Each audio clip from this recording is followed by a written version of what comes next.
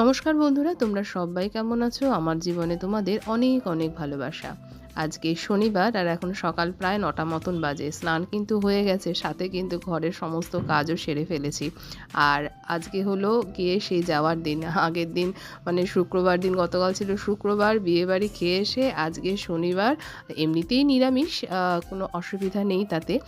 সকালের ব্রেকফাস্টটা করেই কিন্তু এবারে আমরা রওনা দেব। ব্রেকফাস্টে কিন্তু করে নিলাম আজকে গোবিন্দভোগ চালের ফেনা ভাত। আর আলুগুলো কিন্তু আমি প্রেসার কুকারে সিটি দিয়ে নিয়েছি। আর এখানে খুব অল্প চালের এই ফেনা ভাতটা বসিয়েছি। আমার কিন্তু ফেনা ভাত খেতে বড্ড ভালো লাগে, বিশেষ করে এই শীতকালে তো মানে মারাত্মক প্রিয় একটা জিনিস।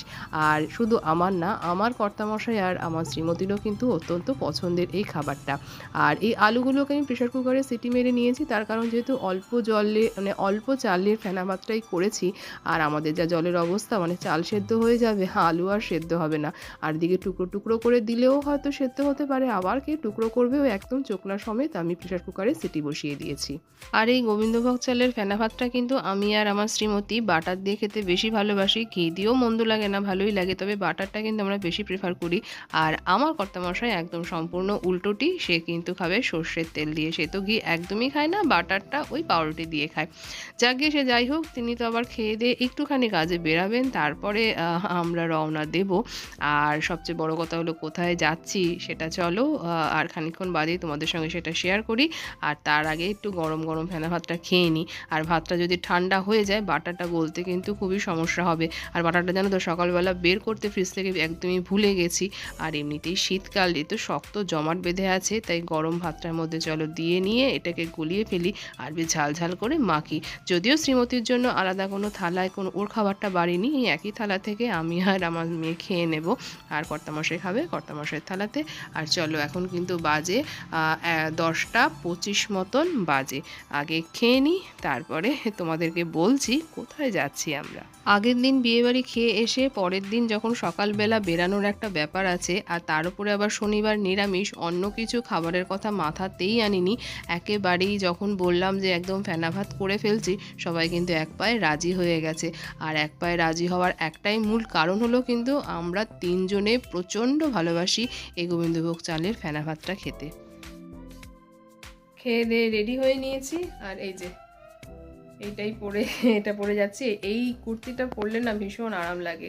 এটা রেয়ন, একটু কটন মেশানো আছে, রেয়ন কাপড়ে ভীষণ আরাম লাগে। একটু দূরের জার্নিতে এরকম হালকা ঢিলা পাতলা পরে যাওয়াটাই ভালো আমার যেন মনে হয়, যেহেতু নিজে অস্বস্তি হয় একটা টাইট ফিট করতে। যাকে আর গলায় ফলায় কিছু পরবো না, কানে এই ছোট্ট একটা পরে নিয়েছি। আর হালকা হয়তো লিপস্টিক দেবো। আর এই চুলটা একটুখানি এখানে এই জায়গাটা ভেজা আছে, একটা গার্ডার আটকে নেব। আর ব্যাগ বলতে এইটা নেব কাঁধে, এটা নেব কাঁধে। আর ওই যে ট্রলিটা, ওই যে ট্রলি, ওই ট্রলিটা। আর কোথায় যাচ্ছি, কদিনের জন্য যাচ্ছি, সবই যেতে যেতে তোমাদের সাথে শেয়ার করব। বেরাবো এখন বাজে 11:15, 11:15 বাজে। এই যে 11:15 বাজে, আর বেরাবো এই 11:30 কি 11:15 মতন, না 11:15 নাগাদ বেরাবো। আর কালকেতে ছিল বিয়েবাড়ি, বিয়েবাড়ির আর বিয়েবাড়ির উপলক্ষেই মেনলি কিন্তু চুলটা কাটা, বেড়াতে যাওয়ার উদ্দেশ্যে চুল কাটা নয়, বিয়েবাড়ির উদ্দেশ্যেই চুলটা কাটা। আর খুব একটা বেশি দূরে যাচ্ছি না, সেটা তো তোমরা এবারে যেতে যেতে তোমাদেরকে বলবো কোথায় যাচ্ছি কিনা যাচ্ছি। তবে যেহেতু এত বছর পরে, দীর্ঘ 4 বছর পর আমাদের এই একটাই বিয়েবাড়ি পড়লো, একদিকে যত কম বিয়েবাড়ি পড়ে একদিকে ভালো, কিন্তু আবার একটু বিয়েবাড়িতে না গেলেও কিন্তু ভালো লাগে না। তো চলো এবারে সময় হোক, সময় মতন বেরিয়ে পড়বো। বাড়ি থেকে বেরিয়েই কিন্তু রিক্সা ধরেছি, আর রিক্সা স্ট্যান্ড কিন্তু আমার বাড়ির একদম গায়ে লাগোয়া। যেটা বেশি সমস্যা এখন কি হয়েছে জানো তো, বর্তমানে আমার বাড়ি থেকে বেরিয়েই কিন্তু মেট্রো স্টেশন কবি সুভাষ, বর্তমানে যেটি বন্ধ হয়ে রয়েছে, এবং সেটি যে কবে খুলবে একদমই জানা নেই। রিক্সা করে এখন চলে এসেছি আমাদের এই স্টেশন, সেখান থেকে আবার রিক্সা নিয়ে যেতে হয়েছে কিন্তু পরের স্টেশন ক্ষুদিরামে।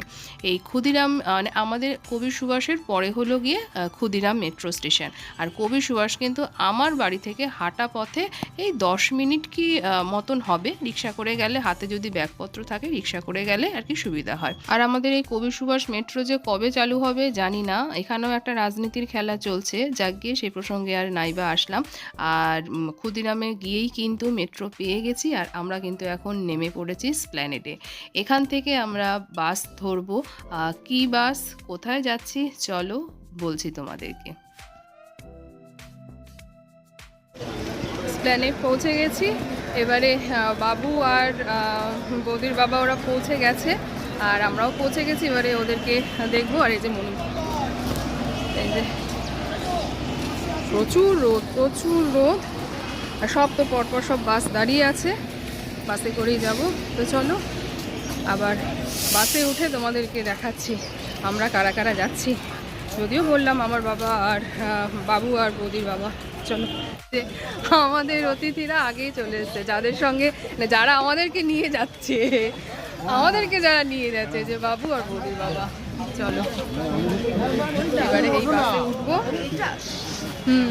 এই বাসে উঠবো। চলো, হ্যাঁ বলো। আমাদের বাসের টাইম ছিল দুপুর 1:15, আর ও ঠিক সময় মতনই ছেড়ে দিয়েছে, মানে ওই 5 মিনিট মতন লেট করেছে, 1:20 নাগাদ ছেড়ে দিয়েছে। আর আমরা যাচ্ছি কিন্তু দীঘাতে। আমার বাবুর খুব ইচ্ছা ছিল একবার, মানে সে তার মেয়ে জামাইয়ের সাথে একটু ঘুরতে যাবে, তাই বাবু যেইমাত্র বাবুর ইচ্ছেটা শুনেছি, বৌদি যেইমাত্র বলল, আর বাবুর ইচ্ছাটা পূরণ না করে থাকতে পারিনি। আর শুধু তো বাবু নয়, কাকুর সঙ্গে যাওয়াটাও কিন্তু আমাদের উদ্দেশ্য ছিল। কাকুরও খুব ইচ্ছা যে একবার, মানে বৌদির বাবা যাকে আমি কাকু ডাকি, আমাদের সঙ্গে একবার সে একটু ঘুরতে যাবে। আর আমাদের কিন্তু ট্রেনে টিকিট কাটা ছিল, আর ট্রেনটা এতটা পরিমাণে লেট করে, যদিও এটা বেশ কয়েক বছরের ঘটনা। আমি কিন্তু বাস একদম চড়তে পারি না, আমার খুব কষ্ট হয়, তার জন্যই কিন্তু ট্রেনে টিকিট কাটা হয়েছিল। কিন্তু যখন দেখা যাচ্ছে ট্রেনটা এত মারাত্মক লেট করছে, তাই কিন্তু অগত্যা সেই ট্রেনের টিকিট ক্যান্সেল করে বাসের টিকিটই কাটা হয়েছে। আর যা গিয়ে ঠাকুরের কৃপাতে ঠিকঠাক পৌঁছে গেছিলাম। তবে ঠাকুরের কৃপাতে আমার শরীর ঠিক থাকলে কি হবে, বাসটা কিন্তু একদম দীঘা ঢোকার মুখে একটা মানে ছোটোখাটো একটা অ্যাক্সিডেন্ট করে ফেলেছিল, যার জন্য বাসটা কিন্তু আর যায়নি। আমরা নেমে টোটো ধরে চলে এসেছি হোটেলের সামনে। আর বাসটা যদি ওরকম অ্যাক্সিডেন্টটা না করতো, আসলে বাসটাকে আর যেতেই দেয়নি, পুলিশে আটকে রেখেছিল, যার জন্য আমরা নেমে টোটো করেই আসলাম। আর বাসটাকে হয়তো বাসে যে আমরা যারা ছিলাম তারা অন্য বাসে তাদেরকে তুলে দিচ্ছিল, আমরা আর বাসের রিস্ক রাখিনি, তাই টোটো ধরে চলে এসেছি। আর বাসটা যদি ঠিক সময় মতন, মানে ঠিকঠাক আসলে কিন্তু আরও কিছুক্ষণ আগে আমরা পৌঁছে যেতাম। আর একদম চোখে মুখে তো ক্লান্তির ছাপ, যেহেতু বাসে আমি একদমই ট্রাভেল করতে পারি না। একেবারে ক্লান্ত বিধ্বস্ত হয়ে গেছি, আর ঢুকে তো পড়েছি হোটেলের রুমে। তোমাদের তো তখন হোটেলটা বাইরে থেকে দেখালাম, রুমটা শেয়ার করছি। এই যে এরকম এই একটা বেড, ঠিক আছে, মোটামুটি ঠিকই আছে। 3টে বালিশ, আমরা এটা নিচ্ছি। আর আমাদের ঠিক পাশেই আছে যে রুমটা, সেখানে বাবু আর কাকু, মানে বৌদির বাবা থাকছে। এটা হচ্ছে গিয়ে, এটা দিয়ে ব্যালকনি। এখন তো সব অন্ধকার, দিনের বেলাতে শেয়ার করবো তোমাদেরকে। এই যে এটা আমাদের, আর ওই যে ওইটা কিন্তু রাস্তা, মেন রোডটা, এটা একদম রাস্তার ওপরে ওই রুম থেকে শেয়ার করছি। চলো এটাতে ঢুকে যাই। বেশ ঠান্ডা আছে। আর আমাদের এটা দিয়ে দিচ্ছে, এটা দিয়ে আমাদের যদি বাসটা যদি ওরকম গন্ডগোল না হতো, মানে আরও একটু তাড়াতাড়ি পৌঁছাতাম।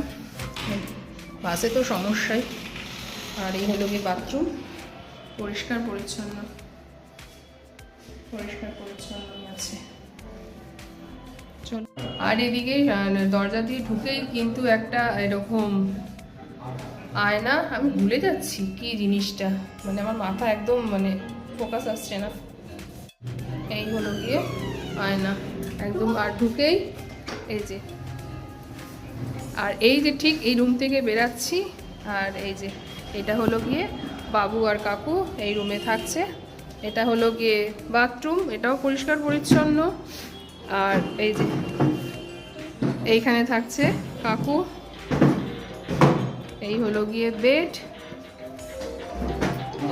আর এই ব্যালকনিটা দিয়ে কিন্তু রাস্তাটা একদম সুন্দর দেখা যাচ্ছে, এই যে একদম মেন রোডের উপরেই এখানে। ঠিক আছে, চলো।